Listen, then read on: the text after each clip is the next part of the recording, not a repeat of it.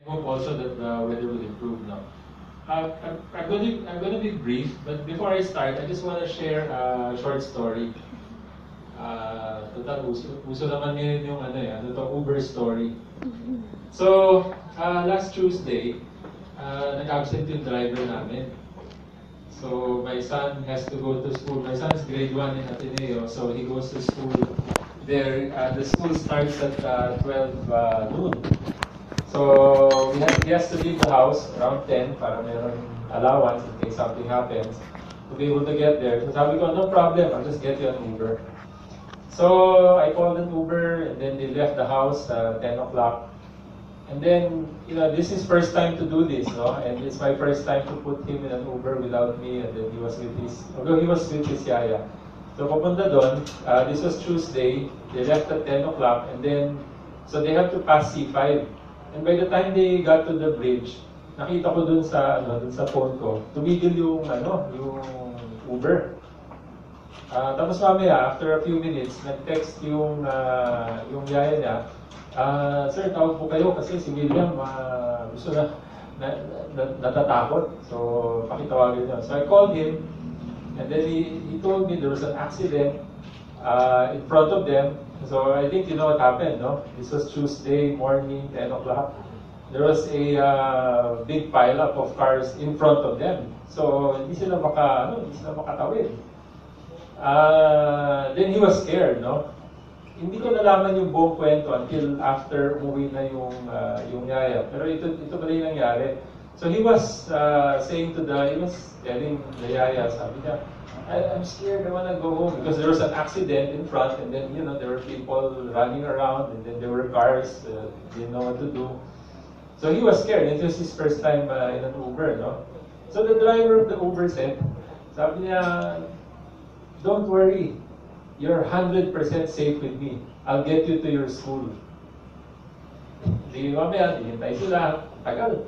Nakita ng driver, may dala silang baon. Sabi, why don't you eat your food first? And then, you can eat here. So, kumain. Eh, hindi pa rin gumagalaw yung traffic. So, sabi nung driver, sige, I'll get you to your school on time. Mag-U-turn tayo. Ngayon, kung alam niyo yung bridge na yun, may island dun sa gitna. Eh, yung kotse niya, Hyundai Accent. So, maliit, di ba? Low clearance. And then, the island in front was about 6 inches high. So, there's a big risk that if he crosses that island, he would damage his car. So, he said, sige, itutuloy na natin, mag-U-turn ako. So, in-U-turn nga niya. So, tinamaan yung bumper, tinamaan yung underside ng kotse. Pero the thing is, pagka U-turn niya, nakarating sila sa school na anak ko, 11:30. So, he was able to fulfill his promise of bringing my son to school on time. And I didn't know about it. I usually give them 5 stars. I just give 5 stars kung, nothing happens. But in this case, he took the extra effort. He could have waited, and not damaged his car. But, for some reason, he decided, no, let's do this. He scraped the underside, he scraped the bumper, and just to fulfill the promise of getting my son there on time. So, this is relevant because I feel that Ricoh Philippines, we're a small business also. I want everybody in this company to be a small business owner and responsible, everybody being responsible for delivering customer satisfaction. So yun yung maliit na kwento ko about the experience just last Tuesday. But hindi siya na nakasama dun sa accident. Anyway, so this is who is Ricoh? So there's a lot of people who still don't really know about Ricoh. Ricoh has been around globally since 1936. In the Philippines, nag-start kami 1990. I'll talk about Ricoh globally first, sorry. So, since 1936, one of the top MFP manufacturers globally, 105,000 employees with sales of 2 billion yen. That's about $19.6 billion. No? So, quite significant. Um, and under the Ricoh group of companies, you will find also Pentax. So I think it was 2008 when Ricoh acquired Pentax. And this is to acquire the imaging technologies of Pentax for use ng Ricoh din. Kasi ginagamit yung imaging ng Pentax even for industrial robotics. No? So our headquarters is in Japan. We have a new CEO just appointed this year, Mr. Jake Yamashita. So don't ask me if he knows where the treasure is. Siguro hindi kasi katrabaho pa siya. And then this is the new chairman of the board, Mr. Inaba. So this is a highly technical company, in-house R&D, kaya madami engineers, no? 20,000 engineers. And then we cover most of the Fortune 500 companies. And we pride ourselves of having a consistent global delivery service. So very important sa Ricoh yung service, no? What this slide is trying to say is that we have R&D and manufacturing sites all over the world, and all of the R&D, all of the manufacturing is being done by Ricoh. So posible na sa China yan, but it's still a Ricoh company. So everything is done in-house. The advantage to that is maganda yung quality talaga. The Philippines itself, Ricoh was established 1997, so 20 years na. 20 years na yung Ricoh Philippines.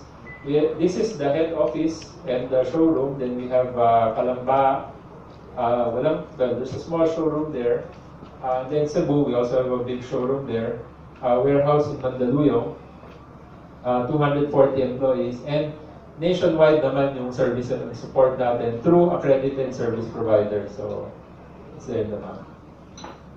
Ngayon, just to give you a brief highlight of our business, yung main business talaga namin is office printing. So, what we do is we sell these printers to our customers and then we service the printers on a monthly basis. So, the more printers we have out, the more revenue we get on a monthly basis. So, parang recurring revenue to. So, maganda naman yung business namin. No? But again, of course, that's why I mentioned the Uber story a while ago, because ang buhay talaga namin nasa service. If we give bad service to the customer, we will lose our customers. It's easier to maintain a customer rather than, try and find a new one. So office printing is the base. Ito yung mga office printing natin. The next one is visual communication. So in visual communication, ito yung interactive whiteboard, which we'll show you later, and the projector. So ito, we'll show you the features of this. If you notice, it's small and then it's very close to the screen. Then we also have solutions. Solutions namin, document management. And then cost accounting, so that yung mga different costs, yung mga gastos sa printing na allocate to different departments. Variable data printing, ito ginagamit sa mga mailers. So when you create mailers, you just merge the template with a database and then immediately prints, na naka-personalize na each of the printout. The last one is production printing. So ito yung growing market natin. So for those of you in the know sa printing industry, the traditional way of doing printing is offset, diba? So alam niyo naman yung offset, the higher you go in terms of volume, the cheaper it becomes. But volume ang labanan dyan. What if you need short run? When you need the short run, 500, 1,000 units, napakamahal using offset printing. But with digital production printing, we're able to do very short runs, even one piece, diba? With minimal cost. So that's why this is growing now, because the demand for short run is growing also. So again, all of these are supported by the Ricoh Service Advantage, yung service platform namin. Tapos, lahat yan, we provide leasing and financing to all of our customers. Kasi most of the customers now, they are looking for ways to be able to acquire the equipment without having to pay cash upfront, manage their cash flow. And it's operating expense versus capital expense. Diba? So mas madali justify ang operating expense. So these are our clientele so far. Across different industries, so we have telecommunications, logistics, retail, yung Rostals nandito sa building na to kliyente din namin sila. Manufacturing, BPO, pharma, services, information technology, production printing. So a wide array of clients from different industries. So that's it, no? I just wanted to introduce you to the company and what we do, and maybe what this event is also about. And after me, we will be showing you what these machines can do. So this will be mostly demo and less of presentation. So I hope you find it interesting and worth your while, no, to come here. Thank you.